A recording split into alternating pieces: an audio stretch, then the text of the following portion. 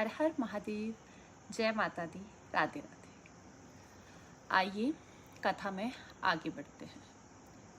तो आज हम बात करेंगे देवी भागवत महापुराण के पूर्वार्ध के प्रथम स्कंद के तीसरे अध्याय के बारे में। तो आइए इसे शुरू करते हैं। सभी ऋषि मुनियों ने सूत जी से प्रश्न किया कि हे महात्मा, हे विद्वान, आप हमें इस पुराण की और महत्व और दिव्यता के बारे में बताइए।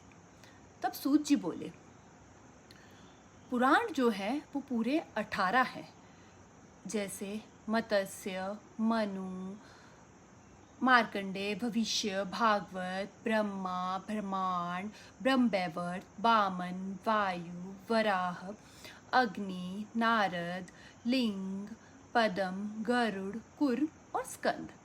इसके अलावा जो है हमारे 18 उपपुराण भी हैं, जैसे कि संत कुमार, नारदीय, नरसिंह, शिव, दुर्वासा, कपिल, मनु, वरुण, कालिका, सांब, नंदी, सौर, पराशर, आदित्य, महेश्वर, भागवत तथा वशिष्ठ। ये सारे जो है हमारे उपपुराण हैं। महर्षि वेद व्यास जी, जो भगवान विष्णु के अंशा अवतार हैं, उन्होंने ग्रंथों का संकलन किया और महाभारत जैसी एक महान रचना की है। उन्होंने वेदों को विभाजित कर हर वर्ग के लिए सुलभ बनाया है। जो मनुष्य वक्त होते हुए भी, समय होते हुए भी उन्हें नहीं सुनता है, उन्हें नहीं पढ़ता है, वो अभागा है। अब तक गुरु वेद व्यास जी के 28 अवतार हो चुके हैं। वर्तमान समय में कृष्ण द्वैपायन जो व्यास हैं, मैंने उन्हीं से जो है अपनी प्रथम बार जो है देवी भागवत पुराण का श्रवण किया था। और उन्होंने सबसे पहले जो है देवी भागवत पुराण जो है अपने पुत्र शुकदेव जी को सुनाया था।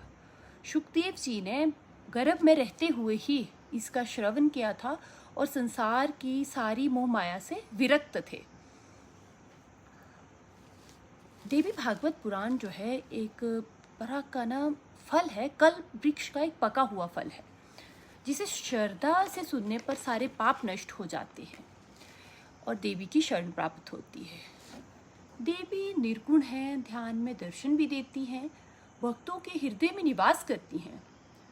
इस संसार रूपी समंदर को पार करने के लिए हमें देवी का हाथ थामना ही पड़ता है और थामना भी चाहिए। और कहें तो यही एक बिल्कुल सेफ और सुरक्षित नाव है, जिसके थ्रू जो है हम इस संसार को पार कर सकते हैं। जो लोग जीवन भर चुगली, व्यर्थ की निंदा में से समय खराब करते हैं, व्यतीत करते हैं, उनसे यही निवेदन है, उस सब चीज़ को छोड़िए और देवी भागवत पुराण को अपनाइए, सुनिए, चाहे पढ़िए, चाहे दिन का आप एक श्लोक ही पढ़े, या आप नियम कर लीजिएगा आपने हफ्ते का एक करना है, तो देवी आपको रास्ता दिखाएंगी, आपका हाथ पकड़ लेंगी। ठीक है, तो ये अध्याय में यही वर्णन है और देवी जो है हमें ध्यान में दर्शन देती है, ये बात हमेशा याद रखिएगा। तो इस अध्याय के अंत से हमें ये समझ आता है कि जब जब अधर्म बढ़ता है तो ईश्वर जो है किसी न किसी रूप में जो है अवतरित होते हैं और अधर्म की अंत करते हैं।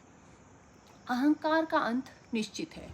शक्ति और भक्ति ही जीवन का जो संतुलन बनाने के लिए बहुत ज़रूरी है और उसी से जीवन जो है सुंदर बनता है।